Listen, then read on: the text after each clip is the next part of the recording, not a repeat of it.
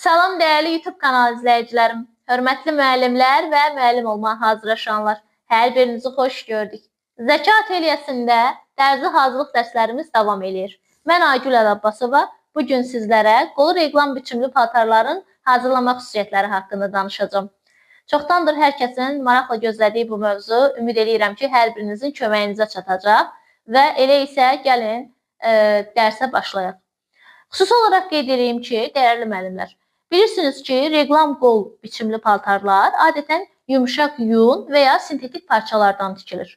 Qolun kəsiyi çiyindən deyil, birbaşa yaxa hissəsinə qədər davam edir ki, bu da həm geyimə rahatlıq verir, həm də bədən quruluşuna uyğun oturur. Ən önəmli məqam isə bu növ qolların konstruksiyası digərlərindən xeyli fərqlənir. Və hazırlıq mərhələsi bir neçə etaplardan keçir ki, gəlin həmin etaplara birlikdə baxaq.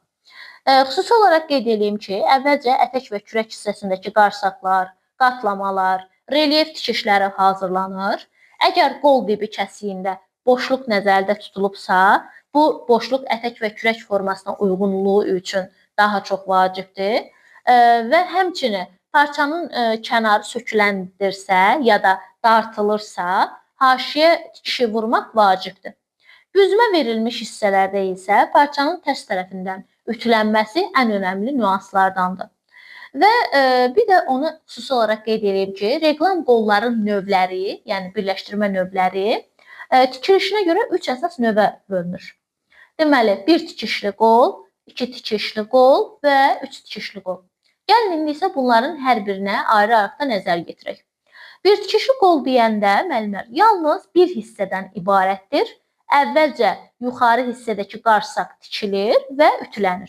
Daha sonra isə yan tikiş aparılır. 2 tikişli qolda qol hissə birləşdirilir, üst tikiş hazırlanır və lazım gələrsə üstdən getmə tikişdən də istifadə olunur. Ən sonuncu isə 3 tikişli qoldur. Burada da qabaq, dirsək və ya alt hissədən ibarət olur. Əvvəlcə üst tikiş, sonra qabaq və dirsək tikişləri aparılır. Alt tikiş isə sonuncu olaraq hazırlanır.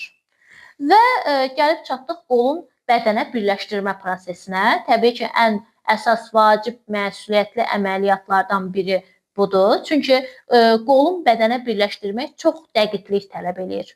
Əvvəlcə nəzarət nöqtələri yoxlanılır, kəsilən uyğunluqlar dəqiqləşdirilir. Sonra qol sancaqlanaraq bədənə, yəni ətək və kürəyə birləşdirilir. Və kökləmə ardıcıllığı da belə başlayır. Əvvəlcə sağ qol ətəyin yaxa hissəsindən kürəyin yaxasına doğru köklənir.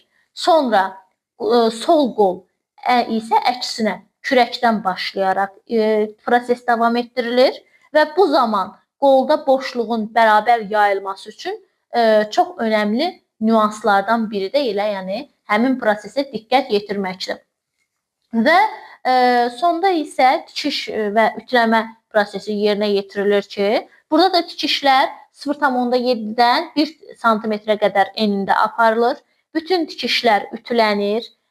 Bəzən isə modelə uyğun olaraq ipək saplarla bəzək tikişi vurulur və unutmayaq ki, qolun düzgün tikilməsi daha önəmlidir. Əgər qol düzgün tikilməzsə, sökülməli və yenidən tikilməlidir.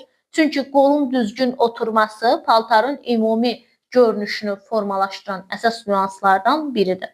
Ona görə də bu prosesə diqqətlə nəzər yetirmək vacibdir.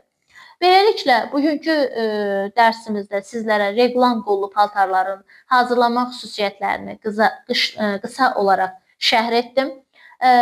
Sona qədər dinlədiyiniz üçün hər birinizə təşəkkürümü bildirirəm. Sonda isə sizdən bir xahişim odur ki, kanalımıza abunə olub YouTube dərslərimizi bəyənməyi unutmayın. Növbəti dərslərimizdə görüşənə qədər hər birinizə bu yolda uğurlar arzulayıram, dəyərli müəllimlər.